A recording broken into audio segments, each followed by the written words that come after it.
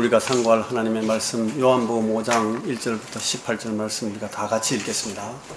오늘은 같이 목소리를 합해서 읽는 것이 많은데 힘을 내시고 최선을 다해서 하나님 앞에 예배드리는 시간 되었으면 좋겠습니다. 요한복음 5장 1절부터 18절을 현대인의 성경 번역을 가지고 잘 내용을 이해하면서 읽도록 하겠습니다. 오늘 본문이 잘 모르는 본문은 아닌데 우리가 좀 다른 차원으로 관점을 좀 달리해서 좀 깊이 보려고 하니까 여러분 이 말씀을 같이 읽으면서 깊이 생각해 보시기 바랍니다. 같이 읽겠습니다. 시작. 그 후 유대인의 명절이 되어 예수님은 예루살렘으로 올라가셨다. 예루살렘 양문 곁에는 히브리 말로 베데스다라는 못이 있고 그 둘레에는 행강 주행랑 5개체가 서 있었다. 이 행각에는 많은 환자, 소경, 들뚝발이, 손발이 마비된 사람들이 질비하게 누워 물이 움직이는 때를 기다리고 있었다. 그 못에는 가끔 천사가 내려와 물을 휘저어 놓곤 하는데 물을 휘저어 놓은 다음에 제일 먼저 들어가는 사람은 무슨 병이든지 다 낫는다고 했다. 그런데 거기 38년 동안 앓고 있는 환자가 있었다. 예수님은 그가 누워있는 것을 보시자 병이 벌써 오래된 줄 아시고 그에게 네가 낫고 싶으냐 하고 물으셨다. 그러자 그 환자는 선생님, 물이 움직일 때에 나를 못에 넣어주는 사람이 없어 내가 가는 동안에 다른 사람이 먼저 들어갑니다 하고 대답하였다. 그때 예수님이 일어나 자기 이 자리를 들고 걸어가라 하시자 그는 곧 병이 나 자리를 거두어들고 걸어갔다. 그런데 그날은 안식일이었다. 그래서 유대인들은 병이 나은 그 사람에게 안식일인데 당신이 자리를 들고 가는 것은 옳지 못한 일이요 하였다. 그가 나를 고쳐주신 분이 자리를 들고 걸어가라고 하시던데요 하자 도대체 그런 말을 한 사람이 누구요? 하고 그들이 물었다. 그러나 그 사람은 자기를 고쳐주신 분이 누군지 알지 못하였다. 왜냐하면 그곳에는 많은 사람이 있었고 예수님도 이미 자리를 뜨셨기 때문이었다. 그 후에 예수님은 성전에서 그 사람을 만나 이제는 병이 깨끗이 나았으니 더 무서운 병에 걸리지 않도록 다시는 죄를 짓지 말아라 하고 말씀하셨다. 그 사람이 유대인들에게 가서 자기를 낫게 하신 분이 예수님이라고 말하자 유대인들은 안식일에 이런 일을 한다고 예수님을 핍박하기 시작했다. 그러나 예수님은 그들에게 내 아버지께서 지금까지 일하심으로 나도 일한다 하고 말씀하셨다. 유대인들은 예수님이 안식일을 범할 뿐 아니라 자신을 하나님과 똑같은 자리에 올려놓고 하나님을 친아버지라고 부른다는 이유로 더욱 예수님을 죽이려고 하였다. 기도합니다.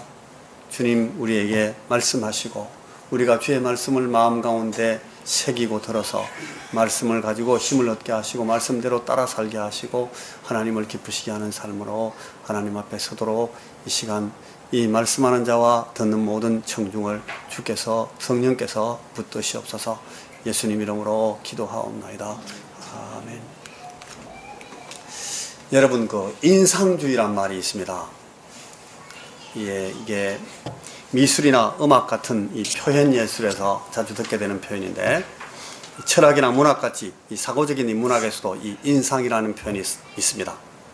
이 19세기 후반 유럽, 특별히 그 프랑스 인문학과 예술에서 가장 강력하게는 여러분 19세기 말 20세기 초에 미술 유파에서 이 인상주의라는 게 나타났습니다. 여러분 아시는 뭐 드가나 르누아르나 마네, 모네 같은 이런 분들이 인상파 화가들이고 후기에는 후기 인상파라 그래가지고 폴 셰잔이나 고흐, 여러분 잘 아시는 반 고흐 그리고 고갱 같은 사람이 이 후기 인상주의를 이끌었습니다. 근데 이게 이제 인상주의라는 게 뭘 말하는가 하면 이 객관적으로 공감할 수 있는 어떤 안정된 사실 혹은 어떤 정적인 장면이나 어떤 정적인 정서를 이렇게 묘사하고 표현하는 데 집중하는 것이 아니고 아주 순간적으로 그리고 일방적이지만 대단히 주관적인 인상, 임프레션 여러분 이걸 대담하게 묘사하는 그런 인상 묘사하는 주의 표현 방법을 인상주의라고 합니다. 지금은 별로 뭐 그렇지 않은데 제가 어릴 때예요. 저는 어릴 때 또래에 비해서 언어적인 표현이 상당히 좀 이렇게 능숙하고 이르다 하는 그런 평가를 종종 제가 받곤 했습니다. 초등학교 4학년 때쯤에 라고 기억하는데 제가 아주 난감하고 도무지 개념이 안 들어오는 단어 하나를 들었는데 이게 바로 이 인상이라는 단어였습니다. 인상 깊은 이런 말을 우리 선생님이 설명을 하셨어요. 제가 이제 어떤 백일장에 나가게 돼 있어가지고 학교 대표로 나가게 되는데 그걸 위해서 준비하다가 선생님이 막 이렇게 가르쳐 주시면서 아주 인상적인 거 알지? 근데 인상적인 게 뭐가 도저히 이해를 못 하겠는 거예요. 한참 동안 애를 쓰다가 선생님도 그냥 포기하고 저도 그거 이해하지 않기로 하고 그냥 지나간 적이 그 기억이 지금도 납니다. 근데 여러분 성경을 읽다가도 성경을 읽으면서도 우리 이런 인상적인 이해 상황에 맞닥뜨릴 수가 있습니다. 이 성경이라는 이 기록된 계시의 성격이 이런 인상적인 방법으로 이해하고 읽는 것이 좋다거나 낫다거나 안전하다거나 이런 말씀을 드리는 것은 전혀 아닙니다. 오히려 이 인상적인 말이 인상적이다라는 말이 주관적이면서도 순간적이다라는 의미를 띈다고 보면 이 인상적이다는 그런 방법으로 이 인상을 중심으로 성경을 보는 것은 오히려 위험하고 불안정한 안전하지 못한 그런 방법이 되기 쉬워서 추천할 만한 접근 방법이 안 되는 것 같습니다. 그런데 때때로 우리 상태, 그죠? 우리 이 주관적인 상황에 매우 인상적으로 반응할 수밖에 없는 그런 환경에 처하게 될 때는 실제로 이런 인상적인 관점으로 아주 인상적인 데 지배되는 방식으로 성경의 어떤 사실이나 사건이나 어떤 사람을 보게 되는 수가 있는 것 같아요. 오늘 본문이 저한테는 바로 이런 본문입니다. 아주 인상적이고 충격적인 장면들이 적어도 한 대여섯 컷 정도가 이 본문을 읽을 때 마치 스틸 사진처럼 턱 저한테 그런 인상을 주는 것을 제가 막 느꼈습니다. 여러분 저와 함께 오늘 그리고 다음 주일까지 이 베데스다 연못가에 5채나 쭉 늘어서 있는 행각 주랭랑채에 널브러져 있었던 그 가엾은 병자들을 곁으로 한번 가보시겠습니다. 여러분 이 장면을 영상으로 생각하면서 눈을 딱 부릅뜨고 자세히 들여다보면 아주 굉장한 일들이 여기 일어납니다. 주님이 지나가시다가 걸음을 탁 멈추시고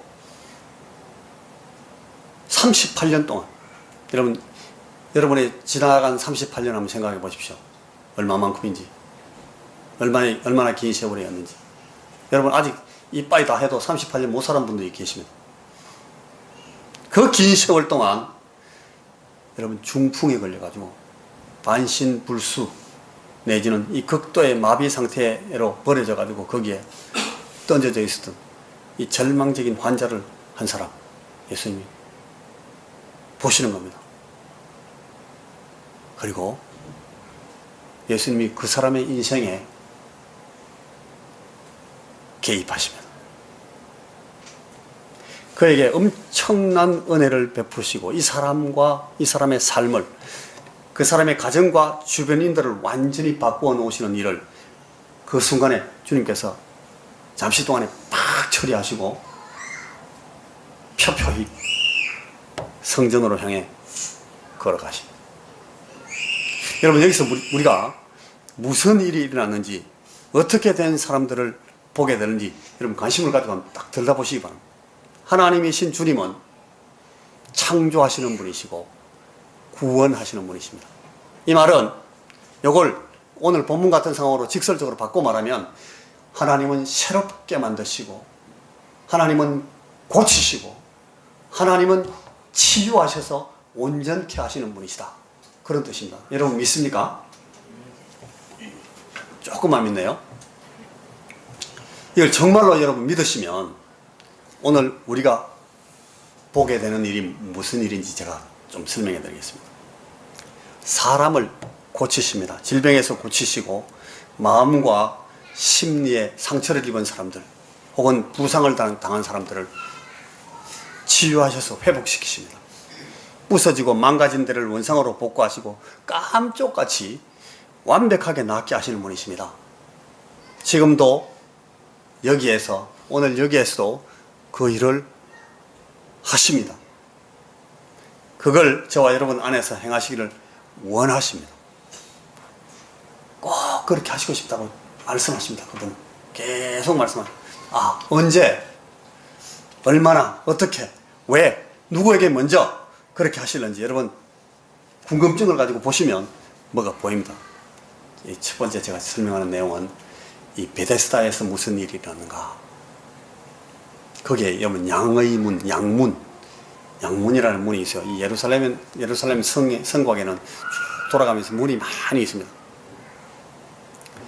이 양문은 희생 제물을 이렇게 사고 잡고 하고 준비하는 그런 이 문이에요. 은혜의 문이에요. 양문으로 싹 들어가면 바로 그 옆에 베데스다라는 연못이 있고 그걸 싹 지나가면 안에 바로 얼마 안 가서 성전이 있습니다. 예루살렘 성전이 있습니다. 여러분 이게 그 느헤미야 3장에 보면은 느헤미야가 그 포로 잡힌 데서 돌아와 가지고 예루살렘의 그 무너진 성벽을 재건하는데 그때 이제 성벽을 제일 먼저 세우는 문이 이 양문입니다. 은혜의 문. 이 양문으로부터 그다음에 성벽을 좀 짓고 성곽을 재건하고 그다음에는 이제 또 이제 이 망대를 세웁니다. 여러분 망대를 왜 세우는가 하면 이게 성벽이 가다가 곡선으로 꺾어지는 부분에서 항상 망대를 세웁니다. 그래야 거기서 이렇게 보고 방어할 수 있기 때문에 곡선 부분에 또 직선으로 나가다가 또 꺾어 망대 세우고 또 꺾고 이렇게 하면서 그 사이에 뭐가 있습니까? 문들이 계속 있는 겁니다. 그 성문을 닫아버리면 못 들어오고 못 나갑니다. 문을 열면 밖에서 안으로 들어올 수 있습니다. 안에서 밖으로 나갈 수 있고. 이 문들을 쭉 만들다가 제일 끝에 양문하고 제일 가까운 한 바퀴 돌고 양문 옆에 오는 제일 마지막 문이 무슨 문인가 하면 한밋갓 문이라는 문이에요. 발음도 어렵다. 한밋갓. 이 밑갓이란 말은 심판이라는 뜻입니다. 그러니까 은혜의 문으로 시작해서 쫙 돌아가지고 마지막에 어떤 문이 오는가 하면 무슨 문 아름다운 문, 이 뭐 시체가 나가는 문도 있고 문이 다 있고요. 그 가운데는 여러분 약대의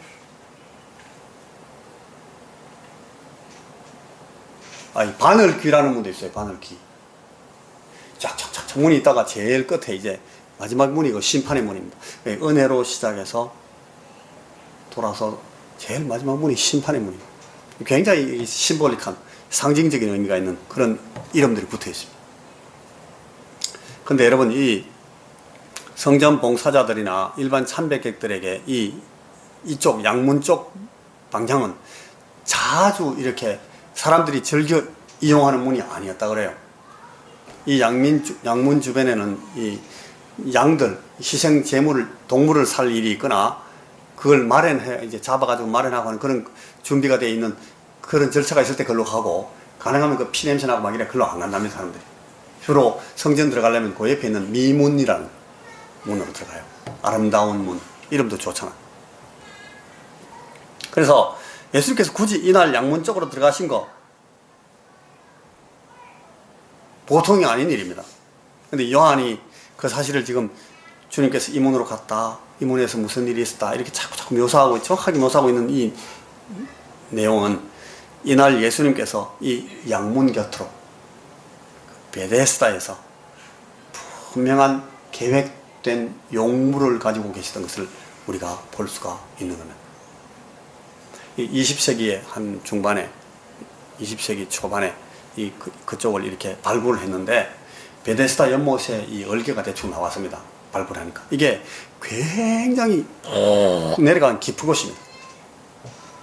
그리고 그 연못 옆에 이 양문 레벨에서 한참 내려가서 주변 이 호수 연못 주변이 이루어지고 연못 주변에서 연못 물까지 수면으로 내려가는 데서 거의 막 절벽 비슷한 가파른 그런 계단으로 쫙 돼 있대요.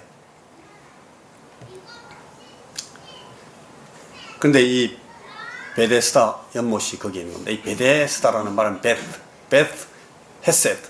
그러니까 이거는 집, 은혜의 집이라는 뜻입니다. 자비의 집. 베데스다. 이게 변형이 많아서 이렇게 해석할 수 있고 저렇게 해석할 수 있는데 제가 채택하고 싶은 의미는 저겁니다. 은혜의 집이다. 이 연못에 물을 가끔씩 하늘의 천사가 내려와 가지고 자기들이 그렇게 믿고 있었어요. 막 그걸 막 스티어 막 디스터브 하는 막 이렇게 부글부글 끓게 만드는 겁니다. 이게 무슨 갑작스러운 뭐 석회 석회 성분이 많이 들어있는 그 거품물이 팍 들어오는지 하여튼 그건 잘 모르겠어요. 하여튼 이게 부르르 막 끓는 겁니다. 그러면 거기 옆에 주변에 그 행각에 쫙 이렇게 막 누워있던 사람이 그 물 부글부글 할 때 막 내려가 푹 뛰어드는 겁니다. 다이빙을 하는 겁니다. 제일 먼저 들어가는 한 사람 무조건 낫습니다. 이런 얘기들이 그 주변에 쫙 퍼져 있었고 다 그렇게 알고 있는 겁니다. 정말 그러면 이건 정말 하나님의 자비가 주어지는 은혜와 은총을 기대할 만한 놀라운 집 아닙니까? 이 에베데스다. 하나님의 은혜와 자비를 전달하는 이 사자들, 하나님의 종들이 그 주변에서 일하고 있었다고 믿었던 겁니다. 천사들이 일하는 거. 네, 여러분 제가 한번 물어보겠습니다. 여러분 오늘 그 본문을 우리가 읽으면서 이런 자비로운 일이 일어나는 곳에는 많은 사람들이 모이겠습니까? 안 모이겠습니까? 많은 사람들이 모이겠죠? 이런 자리에도 더 많은 사람이 몰리는 것이 더 은혜롭습니까? 아니면 조금 뭐 한두 사람만 뜨고 와 있는 게 더 은혜롭습니까? 많은 사람이 모이는 것이. 근데 오늘 이 본문은 어떻습니까? 많은 사람이 모였습니까? 아닙니까? 3절에 보니까 그 안에 많은 병자들, 맹인, 다리 저는 사람, 혈기 마른 사람들이 누워있을 때 이 혈기 마른 사람, invalid 라는 이 말은 보통 이름 paralyzed, 그러니까 이렇게 한쪽이 마비된 상태를 말하는 겁니다. 거기 많은 병자들이 모여서 똑같이 하나의 현상을 기다리고 있습니다. 많은 사람들이. 근데 거기 모여있는, 많이 모여있다는 것이 특별한 은혜를 입는데, 여러분 사람들이 많이 모였다는 것이 좋은 조건입니까? 아닙니까? 은혜로운 조건입니까? 아닙니까? 이 환자들 모여드는 분위기는 무슨 대학교 부속병원 같은데, 여러분 여기 완전 대구 한의대, 경희대 한의대 들어가면 더 어렵습니다. 지금 보니까 경쟁률이 엄청 세진 겁니다. 정원은 딱 1명, 딱 한 명만 뽑습니다. 게다가 이거 뭐 정시도 없고 수시도 없습니다. 갑작시가 있습니다. 갑작실이 불시에 딱 한 명만 뽑는 겁니다. 여러분 여기 많이 모일수록 좋은 겁니까? 아닌 겁니까? 많이 모인 게 은혜로운 것입니까? 아닌 것입니까? 오늘 본문에 보면 여러분 우리가 주목할 아주 인상적인 종류가, 환자 종류가 3개 나오는데 어떤 사람입니까? 보십시오. 소경 맹인이 있습니다. 이 안과적 질병을 앓고 있는 사람입니다. 안과적으로 완전히 이제 눈이 블라인드 됐어요. 그 다음에 절름발이, 이거는 정형외과적인 상황으로 보입니다. 그리고 거기 혈기 마른 사람이 있대요. 38년 된 이 중풍병자도 거기 속합니다. 이분은 뇌혈관계통 질환입니다. 여러분 저 세 가지 사람들을 보면 누가 1등으로 뛰어들 수 있겠습니까? 다이빙 제일 하기 유리한 사람 누굽니까? 저 가운데 맹인, 그 다음에 절름발이, 그 다음에 중풍, 이 패럴라이즈, 반신불수, 누가 제일 유리합니까? 굴러도 1등 할 수가 없는 사람들, 다른 말로 하면 완전히 무능해져서 어떤 자비를 입게도 별 가능성이 없는 조건의 환자들이 거기 있습니다. 근데 제가 보기에 세 종류의 환자들 가운데 다이빙에 제일 무능한 사람은 제 양반 같습니다. 제 38년 되신 저 어른. A person lying there as a paralyzed. 반신불수예요. 이분은 숨 쉬고 뭐 하품하고 이런 건 잘할 수 있어요. 눈 뜨고 또락또락하게 말하고 이런 건 잘해. 근데 움직이는 건 완전히 젬병입니다. 다이빙은 못합니다. 저런 사람들이 그 다 모여 있는 거예요.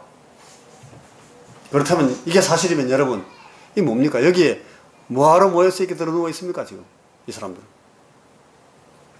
여기 베데스다의 상황에서 지금 여러분 어떤 인상을 받게 되는가 하면 이 임프레션, 인상, 은혜의 집, 대단히 은혜롭다는 인상을 받을 수 있습니까? 자비의 집, 매우 자비롭다는 인상을 받습니까? 이 상황 환경에서. 이곳은 여러분 자비의 집이기보다는 가혹하고도 처절한 통곡의 절벽 같습니다. 제가 보기에는. 제가 보는 인상은 그렇습니다. 자, 그 다음에 그래서 이제 이 고통이라는 문제를 한번 생각해 봅니다. 근데 이 베데스다를 자비의 집, 은혜의 자리로 만들었던 딱 하나의 요소가 이겁니다. 그들 모두가, 거기 모인 사람들 모두가 자비와 은혜에 굶주리고 목말라 있다는 겁니다. 그것 때문입니다. 그들이 비록 행각 안에 누워 있었고 사회와 사람들과 가족들에게서 외면당하고 버려져 있었다 하더라도 그들은 고침을 받겠다는, 병을 고쳐보겠다는 열망 하나 때문에 거기 남아 있었던 겁니다. 그 자리를 떠나는 것은 완전히 포기하는 겁니다. 이제 고침받을 기회와 희망을 완전히 접어버리는 겁니다. 그대로 끝내고 종치겠다는 것밖에 안 됩니다. 그러나 아직도 남아있는 건강한 삶에 대한 열망, 회복과 온전함에 대한 간절한 소망이 남아있는 사람들은 그것 때문에 그 자리에, 그 자비의 자리에, 은혜의 자리를 떠나지 못하는 이유가 됩니다. 그게 38년 된 중풍병자도 그 사람 중에 하나예요. 여기서 기다리면 언젠가는 낫는다. 나도 나을 것이다. 나도 레전드가 될 수 있을 거야. 어떻게 해서든지 물 가까이에 다가가 있어야지. 언제 물이 동할지 모르는 일이니까. 언젠가 그 어느 날에서 천사가 나를 고쳐주러 내려올 거야. 하나님이 당신의 천사를 보내셔서 내게 자비를 베푸시고 은혜를 입혀줄 거야. 38년 38회를 이 긴 세월을 이 몹쓸 병에 사로잡힌 채 거기서 살아갔다. 이 38분의 몇을 그 자리에 누워있었는지 저는 알 수가 없어요. 그러나 이 전체 기록의 분위기를 살펴볼 때 이 양반이 가졌던 신체적인 질병이 영적인 상태, 즉 영적인 질병과 무관하게 여기 와서 들어누워 있게 된 것이 아니라는 시사점이 그 본문에 나오고 있습니다. 나중에 그 5장 14절 보면 그 사실이 분명해집니다. 보라, 네가 나았으니 더 이상 죄를 짓지 마라. 이 개정 번역 보면 더 심한 것이 생기지 않게 다시는 죄를 범치 말라. 그렇게 나왔어요. 이 말씀은 두말할 것도 없이 네가 나았으니까 더 이상 죄 가운데 머물지 마라. 그렇게 경고한 것으로 번역할 수가 있어요. 주님의 엄중한 이 말씀만 보더라도 우리는 이 사람의 질병이 죄의 결과로 왔다 하는 것을 어느 선에서 이해할 수가 있습니다. 발견시킬 수 있습니다. 근데 여러분, 이 나온 김에 제가 첨언하는 말인데, 모든 질병이 그의 죄 때문에 생기는 것은 결코 아닙니다. 우리도 마찬가지입니다. 죄와 고난이 1대1로 대응하는 것은 결코 아닙니다. 이 사실을 우리 분명히 알아야 됩니다. 누가 아프면, 누가 병들면 아이고 또 저 사람이 뭘 잘못해서 저러나 이렇게 생각한다거나 또 무슨 그런 생각을 밖으로 말해버리는 것은 결코 옳은 것이 아닙니다. 이 사람이 이렇게 된 것이 누구의 죄 때문입니까? 라고 주님께 질문했던 사람도 있습니다. 주님께서 말씀하시기를 하나님의 영광을 위해서 그랬다. 그런 병도 있어요. 질병으로 고통당하고 불행한 일을 경험하는 것이 모두 하나님의 법을 어겼기 때문이라고 믿어버리거나 그렇게 간주하거나 그렇게 비평하거나 그렇게 손가락질하는 것은 너무너무 조심해야 될 일입니다. 결단코 하면 안 되는 일입니다. 그렇지만 이 세상의 모든 질병은 죄의 결과다. 인생들이 겪는 악과 고난은 모두 죄 때문이다 라고 말하는 것은 옳은 얘기입니다. 인간의 범죄, 인류의 죄악 때문에 악과 고난과 질병이 우리 인생들에게 들어온 것이니까. 그것 때문에 고난받는 하나님의 종이 질고를 겪고 간고를 겪게 되잖아요. 그러나 모든 질병의 경험이 자기 죄 때문에 겪는 것은 결코 아니다 이 말이에요. 고난과 고통의 의미를 알되 인류의 죄와 나의 죄가 우리 각 사람의 인생에서 어떻게 고난과 고통을 야기하고 또 경험되는지를 우리가 하나님의 말씀을 통해서 더 자세하고 세밀한 해석과 지도를 통해서 배워나가야 될 사실입니다. 이 38년 된 이 병자는 오늘 스스로는 아무것도 할 수 없는 철저 무능 상태에서 그저 무력하게 거기 누워 있었습니다. 주변의 다른 사람도 이미 그의 상태를 잘 알고 있었습니다. 다들 잘 알고 있었기 때문에 그냥 내버려 뒀습니다. 완전히 절망적인 상태였습니다. 온 세상에서 그 연못에 가장 가까이 다가와 있었어도 스스로 움직일 수가 없어서 그로서는 연못의 치유를 경험할 방법이 도무지 없습니다. 이 정말 딱한 그림입니다. 거기에 예수님이 오셨습니다. 마지막으로 자, 세 번째, 네가 낫고자 하느냐. 이 병자가 치유의 은혜를 입는 과정을 들여다보는 것은 이 다음 주일에 제가 생각할 내용입니다. 근데 오늘 6절까지는 가야 됩니다. 그럼 같이 한번 3절부터 7절 그 내용을 한번 같이 읽어보시겠습니까? 시작. 그 안에 많은 병자, 맹인, 다리 저는 사람, 혈기 마른 사람들이 누워 물의 움직임을 기다리니 이는 천사가 가끔 못에 내려와 물을 움직이게 하는데 움직인 후에 먼저 들어가는 자는 어떤 병에 걸렸든지 낫게 됨이라. 거기 38해 된 병자가 있더라. 예수께서 그 누운 것을 보시고 병이 오래된 줄 아시고 이르시되 네가 낫고자 하느냐? 병자가 대답하되 주여 물이 움직일 때에 나를 못에 넣어주는 사람이 없어 내가 내려가는 동안에 다른 사람이 먼저 내려가나이다. 주님은 이 사람에게 물으십니다. 네가 낫고자 하느냐? The old King James Version에는 이렇게 되어 있습니다. will do. 그러니까 would you choose be made whole? 너 온전케 되는 쪽을 선택하겠니? 그렇게 되어 있어요, 저 말이. 여기에 이제 선택하다라는 choos라는 동사를 쓰는데 이게 스스로 결정을 내리겠느냐라고 어떤 의지 의미를 묻는 단어로 썼으면 저거는 좀 오해를 불러일으킬 가능성이 있는 번역 같습니다. 지금 주님은 이 사람이 그 의지를 갖고 있는 걸 묻지 않아요. 오히려 주님은 그에게 갈망이 있는지를 묻습니다. 그의 절박함에 대해서 묻고 있습니다. 너 정말 낫기를 갈망하느냐?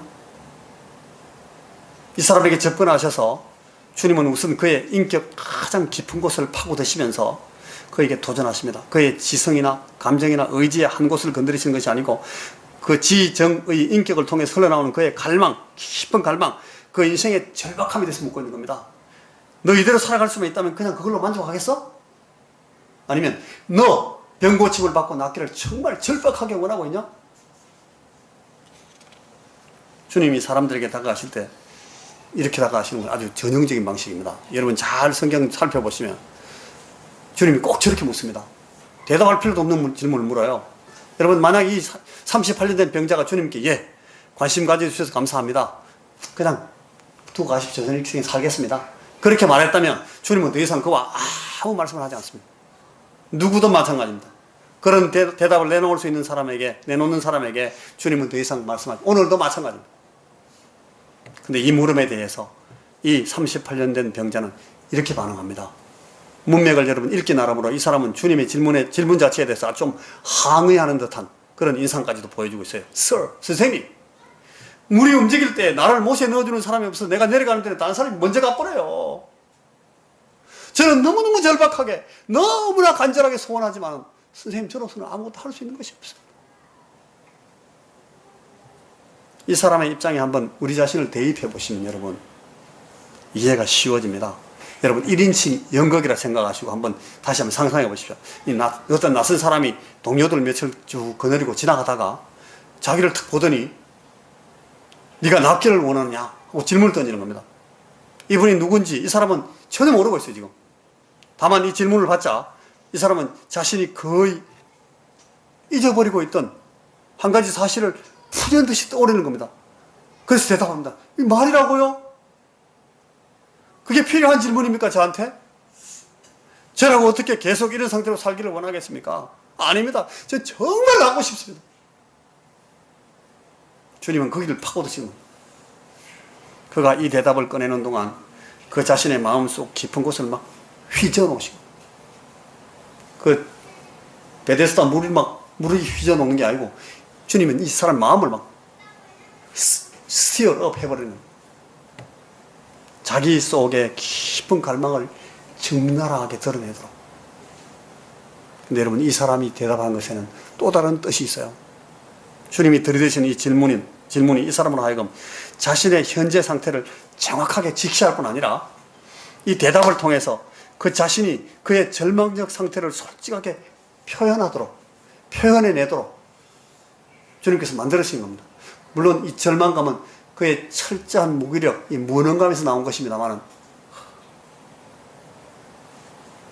이게 여러분 지금 제가 아주 보고 있는 매우 인상적인 상황입니다. 제가 오늘 말씀 이 모두에서 본문을 묵상하면서 가지게 된 생각을 임프레션, 인상이라는 말로 언급해 보려고 했던 이유가 여기 있습니다. 이 38년 된 병자가 주님의 질문을 받고 주님께 자기 마음속에서 나오는 반향으로 대답하고 있는 것에 우리는 한 가지 놀라운 인상을 받게 됩니다. 이 사람은 예수님을 몰라요. 하나님의 아들이라고 알아보지도 못할 뿐 아니라 이 주변에서 예수님 따라가고 있는 이 무리들처럼 만큼도 예수님 몰라요. 무슨 큰 능력을 가진 선지자 정도의 이 라바이, 그런 랍비라고 정도도 생각하지 않고 진짜 몰라요. 전혀 예수님 누군지 모르고 있습니다. 알아보지도 못하니까. 근데 이 사람은 왠지 모르게 자기를 다 그 사람 앞에서 열고자 막 한순간에 막 애를 쓰고 있어요. 자기 속에 깊은 데를 휘저어서 나름 급한 대로 자기의 진지하고 진정스러운 속내를 그분에게 막 내드리려고 애를 쓰고 있습니다. 이러지 않아도 됩니다. 이러지 않을 수도 있습니다. 그런데 왠지 그런 식으로 대충 모면하고 그냥 외면하고 이분을 그냥 지나보내도 안 될 것 같아요.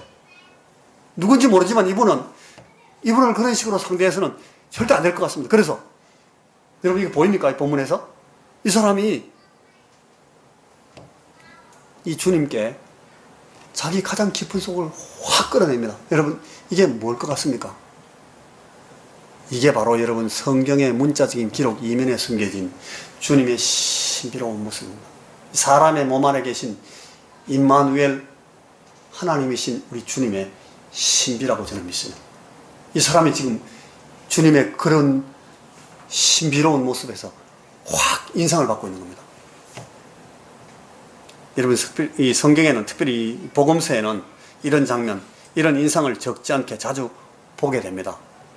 예수님의 눈빛과 음성에 담긴 그 무엇이, 예수님의 인격이 풍기는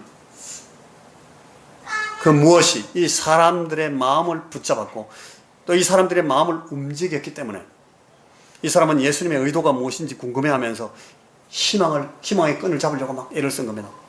이 눈빛과 음성에 실려 나온 주님의 질문이 그로 하여금 그의 삶의 저 깊은 곳의 문제와 상태를 털어놓도록 이끌었습니다. 마음이 깨지고 무너졌습니다. 그것이 도덕적인 타락을 의미하는 건지도 모릅니다. 신체적으로 다 망가지고 영적으로도 완전히 메말라 버렸습니다. 38년 동안 계속 내려오고 내려앉고 그냥 무너져 내렸습니다. 그런 자기 속에 깊은 데서 낫고 싶습니다. 건강해지고 싶습니다. 그런 소원을 찾아내서 토로하도록 만드시고요. 절박함을 만든다고요. 이 낯선 사람에게서 본 그 무엇에 이끌리고 압도돼가지고 자신의 내면 깊은 속을 드러내고 털어놓았을 때 아주 예기치 못했던 놀라운 일이 일어납니다. 여러분, 이 마지막으로 말씀을 끝내면서 다시 한번 우리 자신을 이 관객의 관점에서 이 구경꾼 같은 제3자로 완전히 객관적 위치에 배치하고 이 인상적인 장면을 다시 한번 검토해 보기로 합니다. 자주는 아니지만 나는 가끔 이 양문을 통해서 성전으로 가면서 베데스다 연못 행랑치에 들어누워 있는 저 환자를 여러 번 봤어요. 늘 그랬던 건 아니지만 때때로 그 사람에게 호주머니에서 500원짜리 하나 내가지고 주고, 어떨 때는 막 지폐도 꺼내가지고 불쌍하게 생각하면 주고 그랬습니다. 잘 아는 사람이에요. 38년 동안 자기는 어릴 때 막 다방구하고 놀면서 뛰다니고 깡통차기 할 때 그때부터 봤던 사람이에요, 저분이. 근데 오늘 어떤 사람이, 낯선 사람이 그 병자에게 말을 걸고 대화를 하고 있는 것을 본 겁니다. 그래서 관심이 생겨가지고 자기도 모르게, 나도 모르게 걸음을 멈추고 가까이 가서 그 대화를 엿들었습니다. 몇 마디 대화가 되더니 갑자기 나스 장관의 입에서 이런 말이 나오는 걸 듣습니다. 일어나 네 자리를 들고 걸어가거라. 아니 지금 이 양반이 지금 무슨 소리를 하고 있는 거야? 저 환자들을 어떻게 그런 소리를 하는 거예요? 장난하나 지금? 아니 일어나 자기를 들고 걸어갈 수 있는 사람이라면 왜 거기 그 긴 세월 동안 누워 있었겠어요? 내가 수십 년 동안 받는 사람인데 저 사람. 사람이 할 수 있는 거를 하라고 해야지 불가능한 거를 하라고 말하는 이유가 어디 있어요? 내가 저 환자 대신에 좀 항의라도 막 해주고 싶은 마음이 막 일어나는 거예요.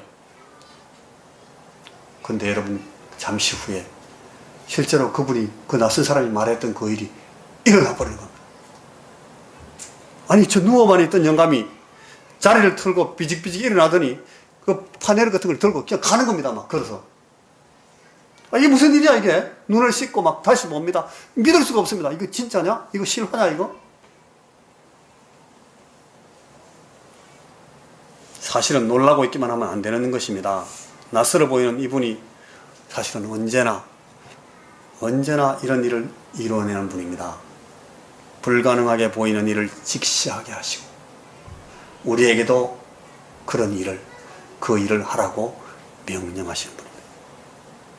다만 절박함이 있는지를 보십니다.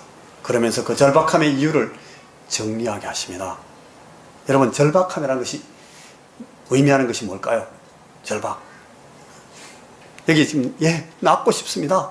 저 낫고 싶어요. 이것이 대답하는 그 대답이 함의하고 있는 그 의미가 뭐겠습니까? 물론 이것을 한순간에 논리적으로 다 정리해내지는 못하겠습니다만 이 절박함이라는 것은 적어도 세 가지의 인상적인 단계로 열려져 오고 있다고 저는 보입니다. 첫째, 나의 무능에 대한 처절하고 철저한 인식입니다. 나는 아무것도 할 수 있는 것이 남아있지 않습니다. 두 번째는 구원에 이르게 해줄 절대적인 도움, 은혜, 그냥 나를 누군가가 와서 확 도와주는, 공짜로 그냥 확 도와주는 이 은혜의 불가피성에 대해서 아주 철저하고 처절하게 인식하는 겁니다. 그거밖에 없어 나는 방법이. 그리고 세 번째, 그것을 하나님께서 내게 주실 것이다 하는 데 대한 간절한 기대와 믿음을 갖는 것. 그게 저는 이 본문에서 보는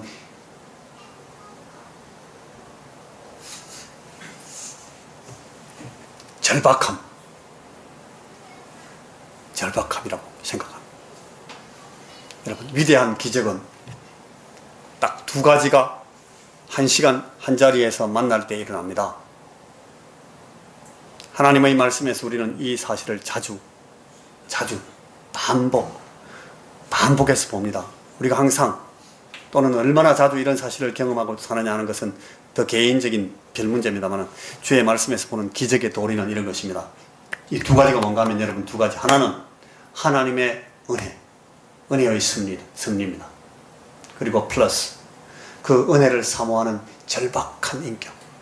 이 두 가지가 만나면 한 자리에서 한 시간에 딱 만나면 거기서 뭐가 터집니까? 거기서 기적이 일어납니다. 하나님이 은혜 주시기로 섭리하신 그 역사적 환경 상황이 있고 거기에 절체절명에 처한 절박함을 가진 인격이 거기서 탁 서면 거기에서 반드시 위대한 기적이 일어납니다. 큰 역사가 일어납니다. 여러분, 제게도 지금 저런 기적이 필요합니다. 여러분에게도 아마 그런 기적이 지금 필요합니다. 그 기적이 어떻게 해서 일어나겠습니까? 저 두 가지입니다. 개인을 위해서든지 교회를 위해서든지 우리 민족과 나라를 위해서든지 이런 위대한 기적은 반드시 이렇게 일어나는 것임을 오늘 우리 이 성경 본문을 통해서 배우게 됩니다. 다음 시간에 계속하겠습니다. 기도하십시다. 주님, 우리에게 하나님을 절박하게 사모할, 은혜를 사모할 그런 절박함을 주시고 주님, 우리를 만나러 오셔서 그 은혜의 섭리를 우리에게 입혀 주시옵소서. 예수님 이름으로 기도하옵나이다.